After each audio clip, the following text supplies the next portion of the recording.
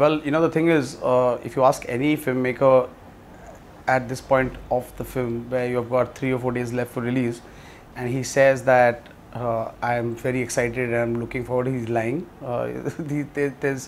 You just feel so anxious that 2 years or 3 years of work is going to be judged in such few days. I'm anxious to know what people feel and how they react to the film, of what we believed and we loved, and how they react to it. So I have those butterflies in the stomach, and it doesn't get easier with every film. It gets worse with every film. It's not like your first film you think you are the most pressurized, but the fact is you have no idea how much the pressure keeps growing, because now people know you and they expect some things from you, and it just all adds up together now.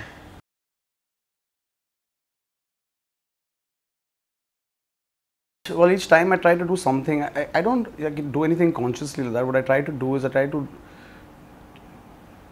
take up material that I can indulge myself into. I'm the kind of director who likes to live the film in whatever way I can do, and something of me bleeds into the film each time.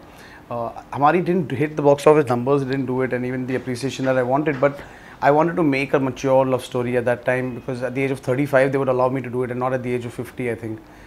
So I think it was just something I wanted to deal with, but that's what it is. In this process, you can't just have all hits all the time. You fall, you stumble, you get up again, and you sometimes run, and sometimes you have it. And so, the thing to believe that every film you do will be super successful at the box office is not actually entirely true.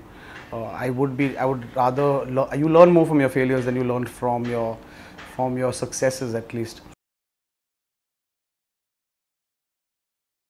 Why I've grown with my films, I think, is because I really did grow up with my films. I mean, my first film released when I was 22 or 23 years old, or 24 years old. I'm 36 now, so it's been 12 years since I've been making films. I made 11 films in 12 years, so I have been at it.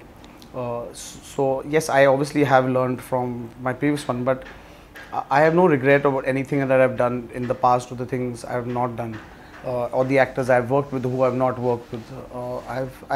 I like this whole process of making a film, and I want to keep doing that for the rest of my life. I felt a lot of pressure after my first film had come out, and the second film when it was coming out, to get songs like Wo Lamhe Wo Baatein had come and gone insane. Ever since then, I realized that I was not competing with anyone else in the industry, but I was competing with myself. What I think. And at that time, no big music directors were working with me, because I was just this new director and 22 years of age and making a film. So I worked with these new guys, and who worked together, 3-4 of them, and made one album out of it. So that style became actually a way of living, I think, because after that I've always, even Ashiki had 3 composers. And even when I was making Ashiki, the whole pressure of living up to Ashiki 1 couldn't be bigger than that. But the truth is, I don't try to just give you a super hit song. I've never done that. I've put that requirement with my music directors. I actually, all my songs are situational. My characters don't sing songs when they're not singers. It's not a lip sync song. I use music to interpret my material. So like, for example, a song in this film called Main Fir Bhi Tumko Chahunga is actually the emotional crux of this film, which talks what Madhav Jha's character would feel even if tomorrow Riya Somani didn't end up with him. He would still love her. So I use them as screenplay tools rather than just things to attract people. So the day I don't have a story to tell, my music will be bad, I think. So the pressure actually is more on my music directors now, I think, because they all feel that if they can't be the one giving me a bad song. I keep saying, the music directors, the singers, the composers, and the lyricists that I have worked with. I've never worked with big stars, but what would I be without an Atif Aslam, Arijit Singh, Ankit Tiwari, Rahat Saab, Toshi Sharin, all of them. I mean, they're the ones who actually got me here. I actually do make situation songs. I don't actually make them for a super hit song. I've never fit a song into a film because they don't. Because it's a hit song, and I don't like lyrics which are difficult words, but I like big thoughts being said in simple words. So I think that is, I think it's not how you say it, or what language you say it, it's important what you say, and that's why lyrics become important in my films. But I think if you communicate the emotion right, it definitely adds up to your film. I mean, what would Ashiki's definition be if it wasn't Tum Hi Ho? Similarly, Fir Bhi Tumko Chahunga. It's the emotional crux at the belief that Madhav Jha and the girl have throughout the film of how they feel about each other. In fact, it's a new role for Shraddha. The thing with Shraddha is whenever I work with her, she turns on and throws the ball into my court by not reading the script and sort of says that I love you. Just I know you've come with something great to me. That actually brings up the whole responsibility on the film a lot to me. I can't, I have a relationship with her which I have developed since Ashiki, which I cannot misuse. So by putting the whole thing about that you love me and you will get it sorted, means I have to give it that kind of importance and I can't let her down. But the reason I also feel that I can't keep using the same mode with her, because she's an actor, she needs to grow. So she can't just be the girl next door in every film. So in this film, she plays Riya Somani, who's a high class, highbrow, Delhi, Lithuanian spoiled girl, who actually, thinks in English and travels the world, and that's something that was very different from what she played in whether Arohi or whether she played in Villain Aisha. But what I like about Shraddha is because she's India's sweetheart and the kind of roles that she's done, somewhere she has, even if you play a role like this, it looks like there's some heart behind it, there is some feeling also there. So I just didn't want one person who can get very isolated and you don't fall in love with. I would not take credit for the star that she is, but I can take credit for discovering that star. I've always worked in the casting with my heart and not with things that I feel is market potential. Whether it was working with Imran Hashmi, whether it was taking Siddharth Malhotra in a film like Villain, when he was known as a chocolatey guy, to take him as an angst-ridden character. Whether taking Ritesh Deshmukh as a comedian into Villain to play a serial killer. I've always casted people by emotional impulse because of what I've seen in them. So I think Shraddha falls into the same category as that. Like I saw something in her that I thought she could play Arohi, and not because of what her potential was and what she actually was trying to do.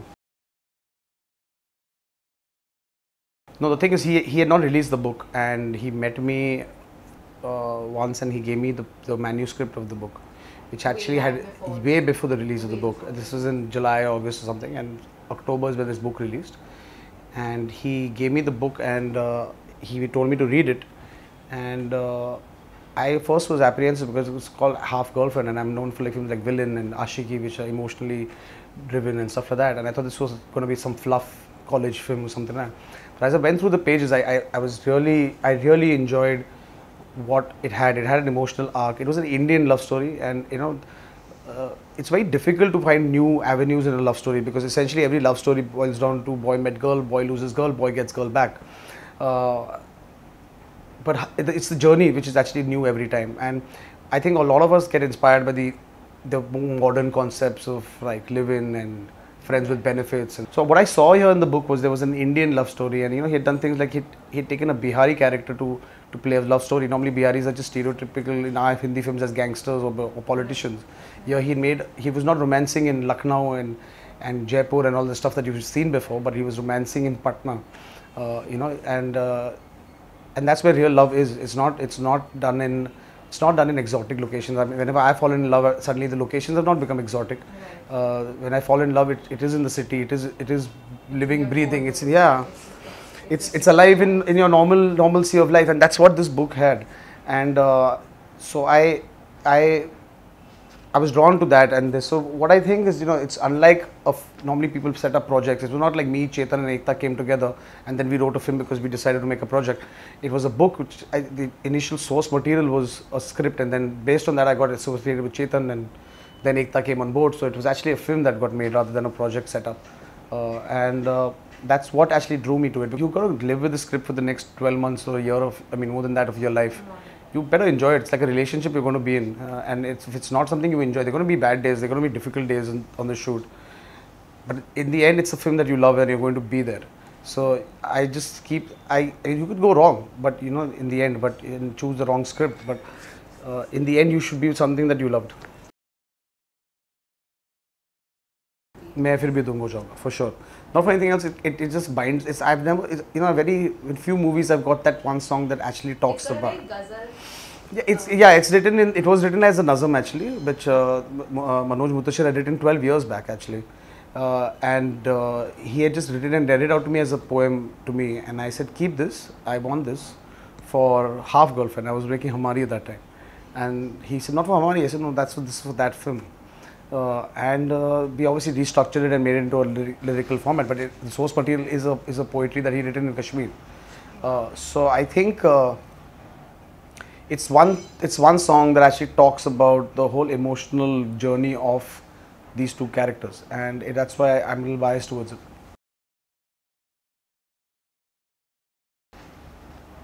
I understand that box office success is really important, and you need to make money for people so that they invest and let you make more movies. But the way I like to make my movies is I put in a lot of heart into it, and so does everyone around my team. I mean, no one was playing boss on this team. Everyone was working their heart out. It was their film. It wasn't a film we were all working together saying we need to report on time. Everyone felt the need to, till last night when assistants who were not even supposed to be in the post were sitting and working with me. So we've all put our hearts out there, and I hope this film stays in people's hearts more than anything else. Like, for example, people still meet me and talk about Ashiki. It's been 4 years, but it's not a film that's crossed 100 crores or something like that. I would like the fact that if people even 10 years down the line meet me for Half Girlfriend and say they believed in this film and they really liked it, that's not purchasable. For all you guys watching, please go watch Half Girlfriend 19th of May in a cinema next to you. Don't go with half the number of people, go with the full amount that you have.